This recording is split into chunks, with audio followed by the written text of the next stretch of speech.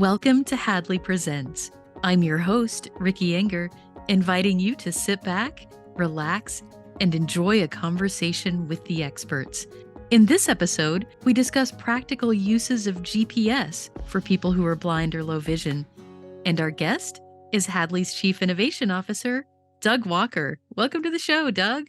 It's always great to be here with you, Ricky. Always have a lot of fun. Good to have you back. You were on a podcast talking about kitchen gadgets and favorite apps, and yeah. Anything tech related, just call my name and I'll come running. So there you go. GPS. We'll see what we can do with GPS today. It's gonna be fun. Oh, I agree. And if you put Apple on the end of it, Oh my goodness. Please. You'll have to count the number of times I say Apple in today's podcast. There's probably keep a tally out there. That's right. Well, for people who might be a little newer to Hadley Presents and Hadley in general, and maybe they've not heard you before, give us just a brief intro. Tell us a bit about who you are and what you do. Okay. Well, I've been at Hadley for goodness, 11 years now. And I'm responsible for new concept designs and some new content creation. I have a really fun job because I get to create a lot of different types of workshops, but mainly the workshop on Apple devices. Also, the host of the Insights and Soundbites podcast, and I'll plug that one in here, Ricky. It's a brand new podcast here at Hadley, so check that one out too. Also have really low vision, actually legally blind. Goodness, 2700 acuity. So anyway, that's just a little bit about me. Perfect. Thanks for that. And again, good to have you on, especially for today's topic. You know, it's interesting because we talk about GPS a lot, or people hear it kind of everywhere, and you might know what it is, and you might have a vague idea of what it is, or you might just look it up and go, global positioning satellite. Oh, Gosh, that's helpful. yeah. So maybe it would be helpful to kind of frame this in a way that we all start from the same place. So when you think about GPS, what comes to mind for you? Well, I'm glad you said the word global positioning. That's about my end of the scientific knowledge on this. It pretty much ends right there, right? But no, I know that it's a bunch of satellites that going around the Earth. It sort of pinpoint exactly where I am, which is kind of creepy when you think about it. But they can't just pinpoint where you are without some type of device, like a smartphone or some type of tablet, or even my Apple Watch has GPS built into it. But when people think GPS, they usually think driving directions for a car, like a Garmin or something like that. Right. Something you can put in the location and it gets you there. For me, as a low vision user, I love the fact that my smartphone has walking directions in it, right? And so it's really cool because I can just get step by step directions for where I want to go. And I also like it because I can kind of look at where I want to go and get the directions before I even leave the location and sort of review them before I have to go. So it gives you that sense of security of being able to kind of know what's going to happen without just setting off walking. Of course, I'm an Apple fan, so I tend to use Apple Maps, but Google Maps also has walking directions as well. And I love it because I can just say, Siri, give me walking directions to Starbucks or McDonald's. And off I can go. It gives me the directions, and as I'm walking, it'll say, "Hey, in 200 feet, turn left on so and so street," and you just keep following the directions like that. So it's just that added sense of security and just knowing where you're going. But mostly for me, I use it for walking directions.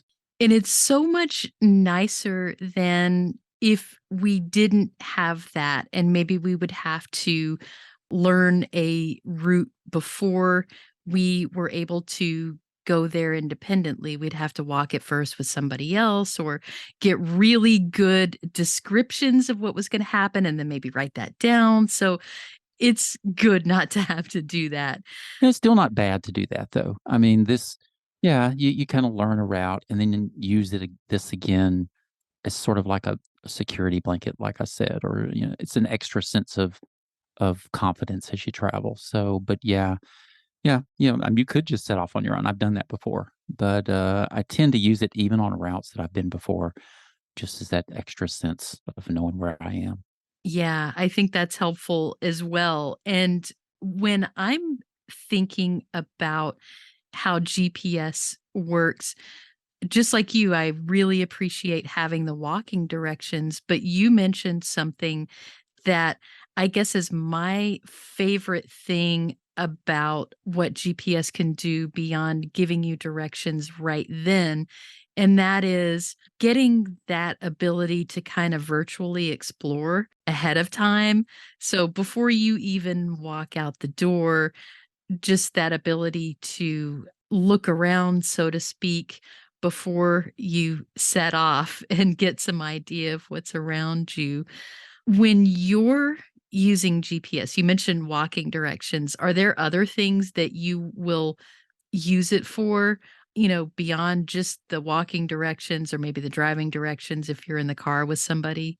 Yeah, and I think you mentioned one just right off the bat, looking up points of interest when I need to locate the Apple Store, right, or a restaurant, and I do this not only around my home, but if I'm, in another city at a conference or visiting a friend or something, I can look around and see the different types of restaurants that are around. A really cool thing that I like to use it is it'll give you the local bus stops in my area. So it'll tell me where the bus stop is, and, what I love about it is the GPS is also tracking the bus.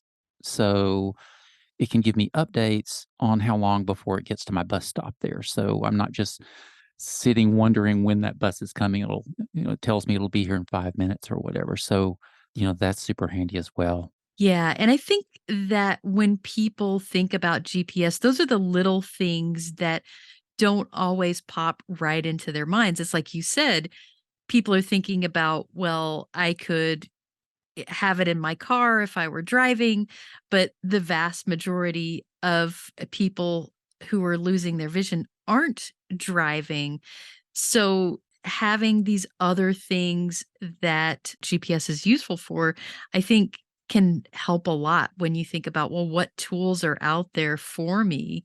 Yeah, and, I do have really good sense of directions, and, not so much my wife, it's totally opposite there, but I can't drive, and, she's the driver in our family, so what it gives me is, I'm the navigator like you talked about earlier, and actually we took a trip just this last weekend, and, it was my job to get the driving directions going, and, I could say, "Hey," it's saying, "Get over in the next lane," or "Get off at this next exit right here," and it's kinda cool because, I'm responsible for finding, if we need gasoline, looking along the route to see, the next gas station that's coming up, or even if there's some type of fast food, we start getting hungry. And so that's just really cool to have that contribution, to the driving or to the trip. But, I've also used GPS when I'm taking an Uber or a Lyft just for security to keep track of where I am along the way, or even,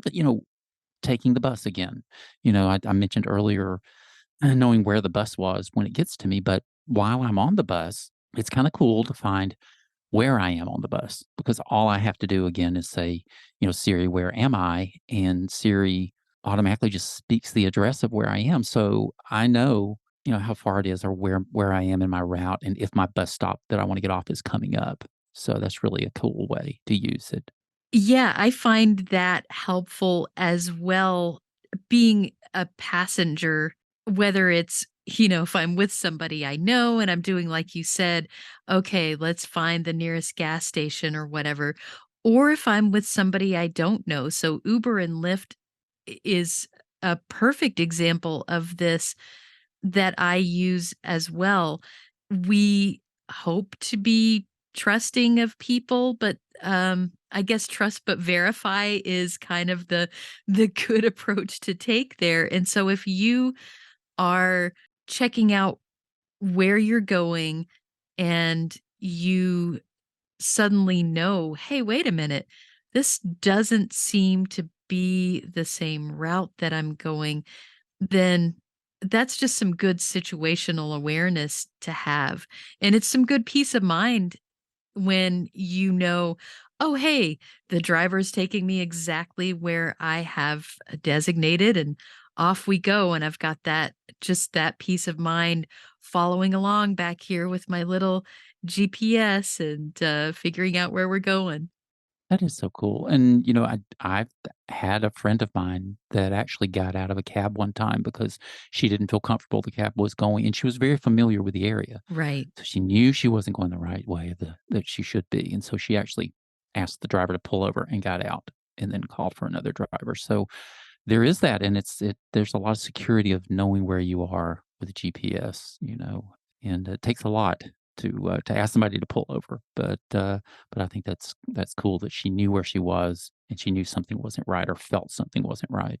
Another really cool way that I use it is the Find My app has GPS. I mean, that all relies upon GPS, and it's an app that's on the iPhone where you can share your location with, either a friend or a family member. And so my daughter and my wife, they share their location with me. And that's another form of having peace of mind, instead of having to text, where are you? Or, did you get there? Or be wondering if somebody got safely back home or to their dorm. In case of my daughter, I can just look in that Find My app. And again, that's great for kind of a sense of peace of mind. And another thing that's in that Find My app that's really cool is also the air tags that are there. And we do have workshops on air tags. But if you don't know about air tags, they're really cool. Another Apple product about the size of a quarter, and you can place them, on any device. So I have mine on keychains that I attach to things. I've got one in my wallet, on my backpack and cane. Put one in my suitcase before. So I really think it's cool because I found my baggage at the carousel on my own one time. So that was really kind of cool. Could tell it was coming. Yeah, that's awesome, and of course, if you don't have an Apple product, which, believe it or not, uh, the world does not run exclusively on Apple. I know, What? it's a shocker, Yeah, but yeah, there are similar things like, the Tile right. are kind of similar to AirTags, and you can get those for, your Apple device or your Android device, or it's an app that you install, and then it's sort of like the AirTags. They can be the size of a quarter, or there's bigger ones, and like you have put mine in a purse or, my luggage. I have one on my book reader because I kept leaving it places and I needed to be able to find it. So that is definitely a good use of GPS that has really nothing to do with walking or driving. Gotta love it. Now, I usually use my smartphone for GPS, but, Ricky, for people that don't have a smartphone, are there any options for still taking advantage, for what GPS can do for us? Yeah, actually, there are a few things. So there are some phones that are not quite smartphones, but they're not quite not smartphones. And they do have some very basic GPS features. It's basically, where am I? So you might not get a lot of these looking around at points of interest, but you can at least get some idea of which street am I on? Which address am I near? So I know that the Blind Shell Classic 2 is one phone that does this. The Real Sam Pocket does this, but I don't really have direct experience with those phones. Whereas I do have some experience with a couple of products from Humanware. I own one of them, and it's the Victor Reader Trek. So this is just like a little device that you carry around, and it does GPS, but it does a lot of other stuff as well. Like, you can read audiobooks and listen to internet radio, you can read electronic textbooks, things like that, but it has GPS, and the cool thing about this is it has buttons. So it's not a phone, and it's not that problematic touchscreen that a lot of people just really struggle with, and I especially kind of like not having to fiddle with a touchscreen as I'm walking down the street. So this has this nice raised keypad, and you're able to input an address, or you're able to look around for points of interest. You're able to record a route. So maybe you walk a route once and that is recorded so that you can kind of retrace that, which I think is really cool. And then there's another humanware product that I don't have but would love to, and that's the Victor Stellar Trek. And this one really is for GPS stuff exclusively because it does all of this GPS stuff. It doesn't have the book reader, but one cool thing that it does do is in addition to all of the other stuff that the Victor reader Trek does, it has a camera on it, so it can help you with things like that last 40 feet, right? So you get to the address, but now where's the door or which office is this? And so it's going to take pictures of those things and tell you, yes, you're at the right address, but this is suite 200, or you're at the right address, but you got to get across this parking lot and the door is actually a little bit to your left. Oh, yeah. Yeah. And that is, I guess, the biggest problem anyway that I tend to deal with is, okay, I got there.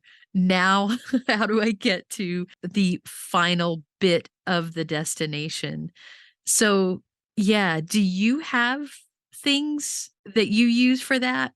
Well, I do, and you're absolutely right. I mean, the GPS is great about getting us there, right? But like you said, it's always that last 20, 40 feet to the building. And I actually use Ira. It's an app on your smartphone that you can call, and they look through the back of your camera on your phone, and you're contacted an agent there, and they can actually help guide you that last 20 or 40 feet to the door, and actually help navigate you through a building. That's a really really nice service. Also, Be My Eyes. I don't usually use it for navigating, but once I get in, I've used Be My Eyes for things like reading text maybe or identifying something. And I do have some vision, so I'll use my magnifier app, to read things as well that's built into my phone. And also I'll use the iPhone as kind of a telescope, for looking at distance as well. I can do that. Oh, the magnifier app also has built-in people detection and door detection. So it can be hit and miss at times, but that's kinda Yeah. cool that that's there. It's in there. It's working on working, right?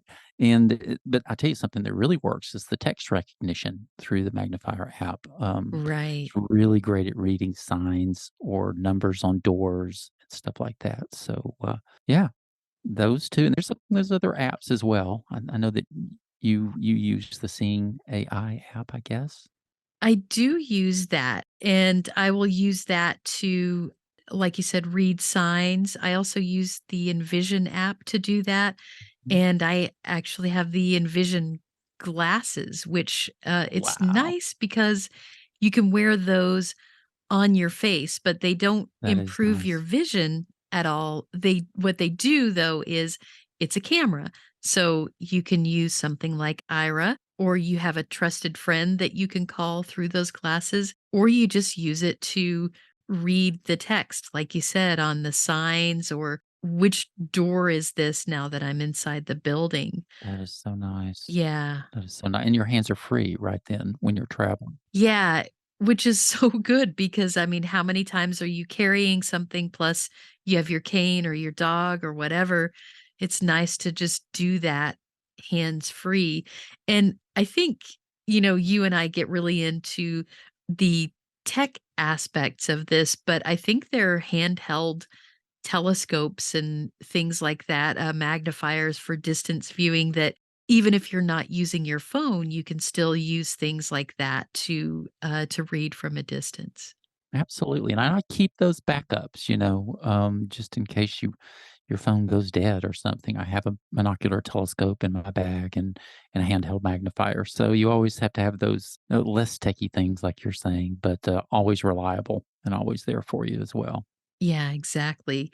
And, we didn't start out trying to name a lot of specific apps or specific devices. We have named a couple, but kind of wanted to stay away from here's a list of all the things that work. I feel like that can get a little overwhelming, especially when you're just brand new to learning what GPS can do for you.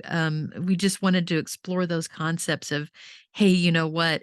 You can track where your things are, you can track where you are, you can get that feeling of comfort as you're kind of following along, and you can contribute as well by being that backseat navigator that hopefully is appreciated by people. Now, depending on how you approach it, Hopefully. Yeah. they might be like, I got it. I don't want to hear your directions. Yeah, they can't just pass by those Starbucks anymore, though, without you knowing they're That's there, right. which is nice. You know about it. You have the That's power it. to know That's about where it. coffee is. Yeah, absolutely. Well, thank you so much, Doug, for dropping by and just talking about some of the uses that you do for GPS. Anything else that we didn't really touch on that you feel like we ought to circle back and mention it when it comes to just how powerful GPS can be? Yeah, well, we touched on a lot. We covered a lot of ground here today, and, I think you and I probably could talk for another hour on this subject, but, in thinking about GPS, it really is great. It really can help us out, but, it's certainly not the cure all, because devices, like we mentioned earlier, they have batteries, and they can go dead. And, the GPS is great, but when it's accurate, it's not always accurate. And in the end, I know I still need good traveling skills for myself, but I do love my gadgets, Ricky, and, those walking directions as well. So a combination of the white cane and GPS, they really do the job and work well for me. Yes, indeed. I would second that because I think, especially if you really enjoy technology, there's that tendency to, well, it can do everything for me. And I think it is important to make sure that you have those backup plans if something should go wrong with your Exactly. phone directions or what have you. How can I still get myself out of this situation safely? So, wow, we really did cover a lot, and it's been just a wonderful time chatting with you for a bit. As you said, we could do this for another hour at least. Appreciate your stopping by. And if people want to find you when you're not on this podcast, like you said earlier, there's another one that people can tune into. Yes. Insights and sound bites. Yeah. It's our new podcast, and it's really all about people sharing their journey through vision loss. And so check it out. It's on the Hadley website, or you can check it out on any major podcaster out there like Apple Podcasts or Spotify. So check it out. And if you would like, you can always contribute to that as well. Love it. Well, thank you so much, Doug, for stopping by. We'll see you again soon, I'm sure. Yeah. Thanks for having me on, Ricky. I appreciate it. Got something to say? Share your thoughts about this episode of Hadley Presents or make suggestions for future episodes. We'd love to hear from you. Send us an email at podcast@hadley.edu. That's podcast at hadley.edu. Or leave us a message at 847 784 2870. Thanks for listening.